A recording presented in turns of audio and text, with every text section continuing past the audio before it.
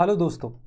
एक 20 वर्ष का व्यक्ति जिसने कुछ ही सालों पहले टेनिस खेलना शुरू किया था, क्या एक ऐसे व्यक्ति को हरा सकता है जो 35 साल का है और जिसने 23 बार ग्रैंड स्लैम टेनिस का खिताब जीता है, यानी कि आज तक की मेंस टेनिस में सबसे ज़्यादा बार नंबर ऑफ ट्रॉफीज जीती हैं। अगर मैं ऑन पेपर बात करूं तो नहीं, लेकिन हमने संडे को यानी एतवार को विंबलडन में 20 वर्षीय कार्लोस अल्काराज को ये ट्रॉफी जीतते हुए देखा। इस ट्रॉफी के जीतने के बाद हमने ये भी देखा कि किस तरीके से एक ऐसा व्यक्ति जिसमें प्रतिभा है, स्किल है, टैलेंट है, वो अगर कड़ा परिश्रम करता है, अनलिमिटेड डेडिकेटेड फोकस से काम करता है, तो कैसे वो दुनिया भर की ऊंचाइयां छू पाता है। और इसका मतलब ये नहीं कि हम सब अल्काराज बन सकते हैं या हम सब में उतनी प्रतिभा है, हम सब में उतना टैलेंट है, लेकिन हमें यह समझना चाहिए कि टैलेंट मात्र होने से आप सक्सेसफुल नहीं हो सकते हैं। आप हार्ड वर्क से भी उस टैलेंट को निखारेंगे और अगले 8 हफ्ते के अंदर अंदर जो लोग मेंस 2023 लिख रहे हैं, उनका ये आखिरी मौका होना चाहिए मेंस लिखने का, क्योंकि उन्हें ऐसे पेपर देना है जैसे कि वो विंबलडन का फाइनल खेल रहे हैं। 8 weeks plan for mains 2023 will be discussed today, and I will also show कि how it is useful for 2024 aspirants। ऐसा नहीं है कि 2023 में जो मेंस लिख रहा है सिर्फ उसी के लिए ये रेलेवेंट है, 2024 में जो पेपर देने वाला है उसके लिए भी मैं इसकी रेलेवेंस आपको बताने वाला हूं। चलिए दोस्तों, जब ये वीडियो आप देखेंगे उस वक्त तारीख है 18 जुलाई यानी कि ट्यूसडे, और जो मेंस 2023 का डे है वो है 15 सितंबर। रफली 58 डेज का समय है, और अगर मैं इसमें से 2 दिन एक्स्ट्रा निकाल देता हूं तो 56 days, that gives you 8 weeks. ये 8 हफ्ते उन स्टूडेंट्स के लिए जिन्होंने अपना मेंस लिखना है, सबसे क्रिटिकल 8 हफ्ते उनकी जिंदगी के भी हो सकते हैं। आपको कहा जाता है ना कि यूपीएससी को जिंदगी या मौत का सवाल नहीं बनाना है। मैं मौत को इक्वेशन से हटा रहा हूं, मैं उसे जिंदगी संवारने का एक मौका बनाने के लिए आपको 8 हफ्ते आपसे मांग रहा हूं। कुछ नहीं करना है, बस 2 फेजेस में अपने प्रोग्राम को, अपने आगे की जर्नी को बढ़ाना है। देखिए, बहुत सारे सीरियस कैंडिडेट हमारे साथ ऐसे होंगे जिन्होंने ऑलरेडी प्लान बना लिया होगा कि कैसे टैकल करना है, but there are many people who may need some kind of assistance और हेल्प और गाइडेंस, और उनके लिए मैं ये बातें यहां पे रखने वाला हूं। साथ ही साथ मैं अपने पर्सनल एक्सपीरियंस और अपनी खुद की गलतियों से जो सीखी गई चीजें हैं वो आपको दोहराने वाला हूं, और इससे आई थिंक जितने लोगों का भला होगा उतना बेहतर है। तो फेज 1 हम देखेंगे। फेज 1 के अंदर वीक 1 से लेके वीक 4 हमने 8 हफ्तों का एक प्रोग्राम बनाना है, कार्यक्रम बनाना है। उस कार्यक्रम में, उस प्रोग्राम में पहले 4 हफ्तों में हमने जनरल स्टडीज के, ऑप्शनल के और एसए के डिवाइड कर दिए हैं। ठीक है, जनरल स्टडीज के, ऑप्शनल के और एसए के डिवाइड कर दिए हैं। लैंग्वेज पेपर के लिए शायद there might be another video which I will be discussing, but अभी के लिए हम कन्फाइन कर रहे हैं इन 7 पेपर्स के लिए। 4 जीएस के पेपर, 2 ऑप्शनल के पेपर और 1 एसए का पेपर। लिमिटेड टाइम है, लेकिन कवर सब कुछ करना है। एक चीज छोड़ के दूसरी चीज करने का समय नहीं है, वक्त नहीं है, और इसीलिए जो भी आप टाइम टेबल बनाएंगे वो कुछ इस प्रकार से होगा। पहला phase 1, that is weak 1 to 4, it should start immediately. जैसे ही आप ये वीडियो देखते हैं उसी दिन ये बना लीजिए। जीएस 1, 2, 3, 4 में से आप टॉपिक्स उठाएंगे वीक 1 में, कोई भी एक जीएस में से। ठीक है, जीएस 1 के टॉपिक्स, जीएस 2 के टॉपिक्स, जीएस 3 के टॉपिक्स या जीएस 4 के टॉपिक्स आप उठाएंगे। ठीक है, प्रेफरेबली जिन्होंने एथिक्स नहीं पढ़ा है पहले, वो 2 दिन इसमें एक्स्ट्रा दे सकते हैं एथिक्स को, at the expense of any other GS subject. Please remember, मेरी गलती number 1, in my previous attempts or in my mains attempts I had not paid much attention to ethics, thinking कि ये जो आपके reason आपका होगा, आपका जो एथिकल कंपस, मॉरल कंपस आपको बताएगा, उसके बेसिस पे आप आंसर्स क्रिएट कर सकते हो पेपर में जाके। इवन केस स्टडीज पे भी प्रैक्टिस कम रही, इसका परिणाम मार्क्स कम आए और रैंक से पीछे रहा। आप लोग ऐसा मत करना, 2 दिन एक्स्ट्रा लगा लीजिए। एथिक्स पे जरूर लगा लीजिए। अगर आपने एक्स्ट्रा लगाना ही है किसी सब्जेक्ट पे तो एथिक्स पे लगाइए, क्योंकि रिटर्न ऑन इन्वेस्टमेंट ज्यादा है। अगर आप साइंस एंड टेक पे लगाएंगे, इकोनॉमी पे लगाएंगे, तो क्या पता कौन सा टॉपिक पूछा जाए, और आपको पेरिफेरल या प्रीवियस नॉलेज से उसमें आंसर देने में ज्यादा मदद होगी, ना कि जो आपने रिसेंटली पढ़ा है उसमें। लेकिन एथिक्स में जो आपने एक दिन पहले पढ़ा है वो भी आप एग्जाम के अंदर इस्तेमाल कर सकते हो, इसकी मैं गारंटी देता हूं। आप कोई एग्जाम्पल पढ़ते हो एथिक्स के पेपर से 2 दिन पहले, 5 दिन पहले, कोई केस स्टडी पढ़ते हो, उसको याद रखने के ज्यादा चांस हैं as compare to some facts that you read in economy और as compare to some facts that you read in science and tech. तो सबसे पहले आपने वो टॉपिक्स कवर करने हैं जो मेंस ओनली हैं, क्योंकि वो आपने प्रीलिम्स के लिए नहीं पढ़े होंगे। दूसरा, वो टॉपिक्स जो आपको मुश्किल लगते हैं। फॉर एग्जांपल वीक 1 में आपने कोई भी जीएस उठा लिया, चलो मान लिया जीएस 1 उठा लिया, जीएस 1 में से आपको वो टॉपिक्स उठाने हैं जो आपको या तो मुश्किल लगते हैं या मेंस ओनली टॉपिक हैं। जैसे once you read post independence history, once you read world history, एक बार पढ़ लीजिए, एक एक क्वेश्चन आने के चांसेस हैं, ठीक है।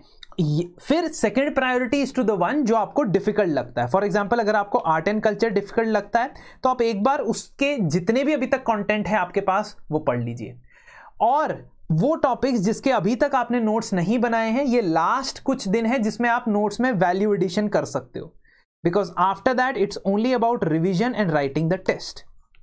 इस फेज 1 में जो चलेगा लगभग, मैं बता सकता हूं आपको, अगर कैलेंडर पे देखें, लगभग मैं बता सकता हूं 18 जुलाई से लेके 4 हफ्ते, 1 2 3 4, ये 16-15 अगस्त तक चलेगा। इस फेज के अंदर आपने ऑप्शनल के कम से कम 1 FLT पर वीक लिखना है, 1 फुल लेंथ टेस्ट पर वीक लिखना है।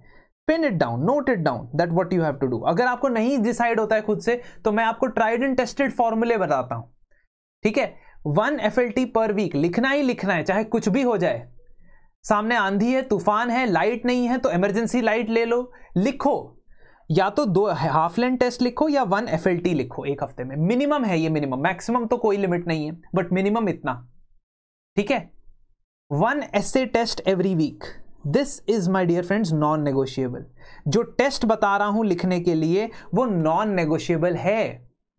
उसमें अगर आप कमी कटौती करते हो तो आपके आंसर शीट में कमी और कटौती देखने को मिलेगी। You will find you will have certain loss that you will regret later on. इतनी मेहनत करो कि रिग्रेट ना हो किसी चीज का, यही वो 8 हफ्ते हैं।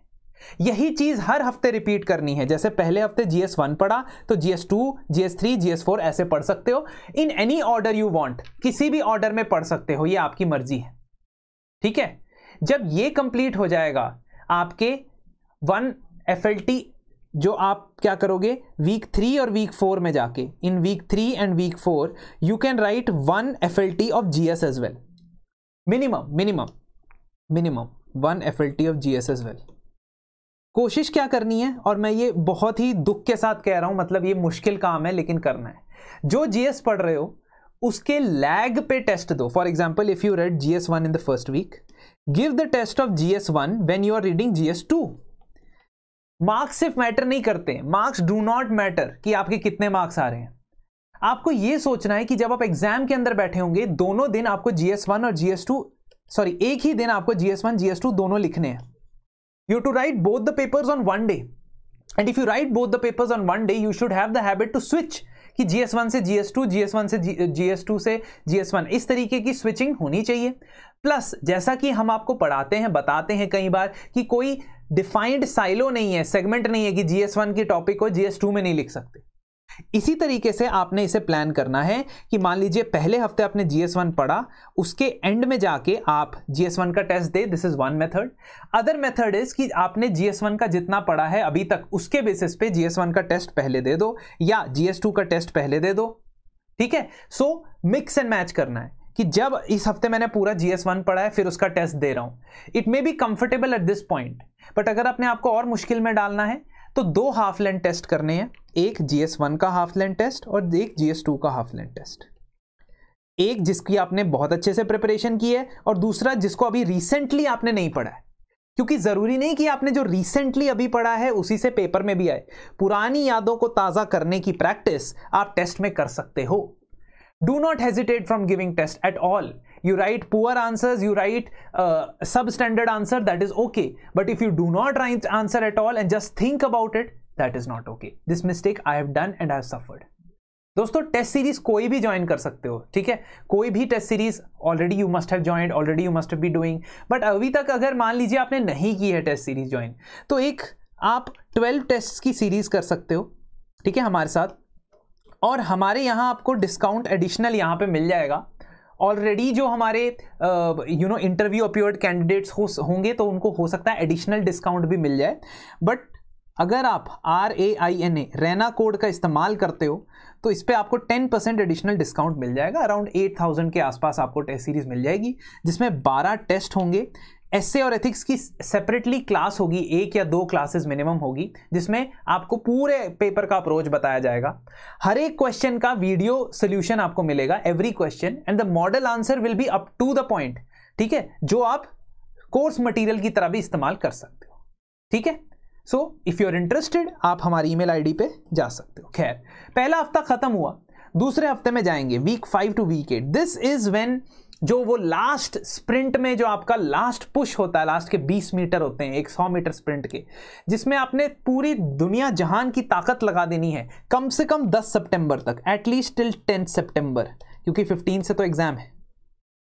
तो 10 सितंबर तक आपने बिल्कुल जद्दोजहद कर लेनी है, जिसमें आपने हर हफ्ते अगले 4 हफ्तों में, वीक 5 to week 8 में, एक दिन ऐसा चूज करना है where you write paper 1 and paper 2 both, दोनों इकट्ठे लिखते हो, दोनों इकट्ठे लिखते हो, 6 आवर की विंडो में लिखते हो, ठीक है। तो ये कम से कम 2 बार करना है। This you have to do 2 times,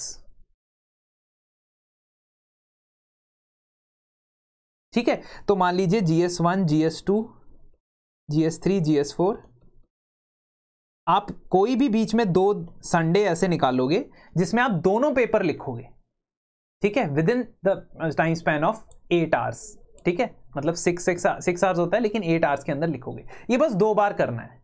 this only you have to do twice, that is enough, that is more than enough. Doing more than that will be overdoing it, and then you will think कि यार मेरे पास पढ़ाई के लिए time नहीं बचा, ये वो है ना, फ्रस्ट्रेटेड हो जाओगे। उसके अलावा जितने भी GS टॉपिक्स थे वो आप दोबारा रिवाइज करोगे। तो जैसे वीक 5 में मैंने GS1 और 2 उठा लिया, दोनों उठा लिया, because now my speed of revision will be quicker. 3 days to GS1, 4 days और 3.5 days टू GS2, है ना। ऑफकोर्स साथ साथ आप ऑप्शनल भी कर रहे हो, साथ साथ आप ऑप्शनल भी कर रहे हो, तो ऑप्शनल टेस्ट में भी यही फॉर्मूला अप्लाई करना है।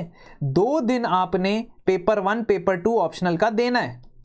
तो आप ये समझ लो कि 4 दिन आपके टोटल 4 दिन जो है वो निकल चुके हैं, जिसमें से 2 दिन आपने पेपर 2 दिन GS के लिए रखे और 2 दिन सोशो के लिए रखे, या एंथ्रोपोलॉजी के लिए रखे, या PSIR के लिए रखे, जो भी आपका ऑप्शनल है, ठीक है। स्पेसिफिकली अगर वो ह्यूमैनिटीज वाला ऑप्शनल है तब तो और भी ज्यादा, ठीक है। तो आपने 2 दिन पेपर 1 पेपर 2 दोनों इकट्ठे लिखने हैं टुगेदर। फिर GS1 2 में अगेन 2 दिन इकट्ठे लिखने हैं, ठीक है। You do this thing and I am telling you, ठीक है। GS1 और 2 एक दिन लिखो, GS3 और 4 एक दिन लिखो, एटलीस्ट इतना करो, एटलीस्ट इतना करो। So this is 2 days and this is 2 times you will write paper 1 paper 2 optional, because optional will make your marks in the final week। अच्छा, एस्से का मैंने बताया नहीं, हर हफ्ते एक एस्से लिखना है सर, हर हफ्ते पहले फेज में एक एस्से लिखना है और दूसरे फेज में हर 10 दिन में एक एस्से लिख सकते हो। every 10 days you can write 1 essay और 1 test of essay in fact, जिसमें 2 एस्से लिखोगे, ठीक है। This is the bare minimum that writing practice is required from now to the week 8. This is the bare minimum practice that you require in the first phase. As I told you, 2 HLT या 1 FLT per week of optional, और 1 FLT और 2 HLT of, HLT मतलब half length test है, मतलब मान लीजिए 10 question का test दे रहे हो। बहुत सारी टेस्ट सीरीज में हाफ लेंथ टेस्ट भी होते हैं। आप अपने टेस्ट सीरीज को भी हाफ लेंथ टेस्ट सीरीज बना सकते हो। आप ऐसा कर सकते हो कि आपको 20 क्वेश्चंस का टेस्ट मिला है, आप उसमें से 10 लिखो, फिर उसके बाद 10 अगले दिन लिखो, है ना, 2 में डिवाइड कर दो और इवैल्यूएशन के लिए इकट्ठे दे दो, ठीक है। ऐसा भी कर सकते हो, जैसे हमारी टेस्ट सीरीज के अंदर आप ऐसा कर सकते हो, because we are flexible with that. हाँ, बट इवैल्यूएशन तो एक ही पेपर का होगा, ठीक है। HLT 1 HLT 2 दोनों को कंबाइन कर देना, उसकी PDF दे देना, ठीक है। तो दोस्तों इस तरीके से मैं आपको बता रहा हूं कि आपका जो प्लान है, प्रोग्राम है, वो रिस्ट्रिक्ट हो जाएगा, ठीक है, जिसके अंदर ऑफ कोर्स ऑप्शनल को आपने उतने ही सेगमेंट में डिवाइड करना है। Optional, depending upon your optional, you have to divide the optional in the similar number of segments, ताकि 2 साइकिल्स ऑफ रिवीजन हो जाए आपके ऑप्शनल की। ठीक है, 2 cycles of revision between now and 8 weeks you have to do. Similarly you arrange the optional as well. And इतने में अपने आप को रिस्ट्रिक्ट कर दो। अगर आप बिना एम के, बिना टारगेट के, बिना स्केड्यूलिंग के अब से लेके 8 हफ्ते पढ़ते हो तो आप अपना मैक्सिमम आउटपुट नहीं दे पाओगे। It is a very very bad thing to do. I will tell about myself. मैं अपने बारे में बताता हूं। 2019 में मैंने जब मेंस का एग्जामिनेशन दिया था, तब मैं प्रीलिम से पहले बहुत टेस्ट लिख चुका था, बट मेंस से पहले मैंने राइटिंग नहीं की, बिकॉज आई थॉट मेरा सिलेबस नहीं होगा, मेरा सिलेबस कंप्लीट नहीं हो पाएगा। And I scored very poorly in GS, बहुत पुअरली स्कोर किया मैंने, कहीं आसपास भी नहीं था मैं कट ऑफ के। And in the second attempt when I gave the mains, I realise that this was a mistake. But even in that second attempt मैंने फुल लेंथ टेस्ट बहुत कम किए, जिसका कारण ये रहा कि परिणाम ये रहा, रिजल्ट ये रहा कि वहां पे भी I could not improve my score as much to get a rank, but because I had done answer writing, क्योंकि मैंने आंसर राइटिंग की थी आफ्टर द प्रीलिम्स और मैंने रेगुलरली टॉपिक्स लिखे थे, तो I could secure above decent marks in all GS में अबव डिसेंट मार्क्स आ गए थे मेरे। हाँ, एथिक्स में नहीं आए, क्योंकि एथिक्स में मैंने लाइटली लिया। तो कहने का ये मतलब है कि आप किसी भी सब्जेक्ट को लाइटली नहीं लोगे, किसी भी सब टॉपिक को लाइटली नहीं लोगे, बट हाँ, अभी तक आपको जानकारी हो गई होगी कि किस प्रायोरिटी ऑर्डर में मैंने रिवीजन करना है। इस रिवीजन से अपना रिवीजन सेट बनाओ, रिवीजन बिल्कुल इसके हिसाब से करो और अपने 8 हफ्ते आखिर के बिल्कुल पक्के कर लो। अगर आपको कोई भी सहायता चाहिए, कोई भी असिस्टेंस चाहिए, आप हमें मेल कर सकते हैं, हमें नंबर्स पे कांटेक्ट कर सकते हैं। और अगर आपको दोनों कॉम्बिनेशन चाहिए, यानी टेस्ट सीरीज में इंटरेस्टेड हैं, अभी से लेके 2 हफ्ते के बीच में 8 से 12 टेस्ट लिख सकते हो, you can write 8 to 12 test, then also you can join this, because यहाँ पे आपको क्रैश कोर्स के थ्रू एक्स्ट्रा क्वेश्चंस भी मिलेंगे, जिसको हम एक एक करके क्लासेस में डिस्कस करते हैं। और our crash course questions have a very very high probability of being asked, क्योंकि हम प्रीवियस ईयर के क्वेश्चंस की थीम प्लस करंट इवेंट्स दोनों को मर्ज करके एक अपना कोर्स क्रिएट करते हैं। तो इसको भी आप एनरोल कर सकते हो। ठीक है, क्रैश कोर्स का मतलब ये नहीं कि फटाफट चीजें बताई जाती हैं, बट क्रैश कोर्स का मतलब है कि आपको एक इफेक्टिव गाइडलाइन दी जाती है थीम वाइज, कि भाई एग्रीकल्चर में से ये चीजें पढ़ सकते हैं, और ये आपको सोर्स बता दिए जाते हैं कि ये जी मॉडल आंसर है, इसमें आपको this model answer can work as a source for you.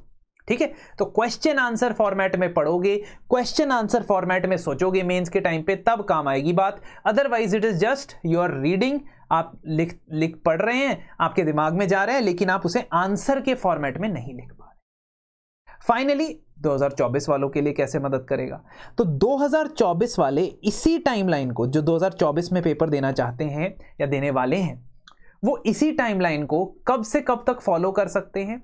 When either if they are in their first attempt, अगर वो अपने फर्स्ट अटेम्प्ट में उन्होंने जीएस नहीं पढ़ा है, तो वो क्या कर सकते हैं, वो अक्टूबर के बाद से इसी टाइमलाइन को एक्सपेंड कर सकते हैं फॉर 4 months।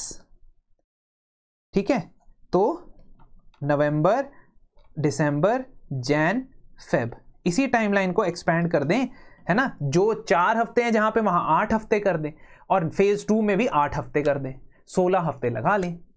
ठीक है, and that is why even if you join our test series for 2024 it will be helpful, because ये सारे relevant current affairs को ध्यान में रख के बनाई गई, तो आप इसमें आंसर अगले साल तक भी दे सकते हो। ठीक है, so this is what we are planning and आप शेड्यूल के हिसाब से चलें, आप फ्लेक्सिबल बनाएं, लेकिन उसका ध्यान रखें कि आपका जो शेड्यूल हो इतना फ्लेक्सिबल ना हो कि आपकी कमर तोड़ दे आफ्टर द मेंस एग्जाम। कोई भी डाउट होता है, कोई भी इशू होता है, मुझे कांटेक्ट कर सकते हैं, हमारी टीम को कांटेक्ट कर सकते हैं। Please remember we are there with you, हम आपके साथ हैं, और कोई भी गाइडेंस की ज़रूरत हो तो हम आपकी मदद करने के लिए हाजिर हैं। धन्यवाद, और जल्द ही मिलते हैं आपसे एक अगली वीडियो में।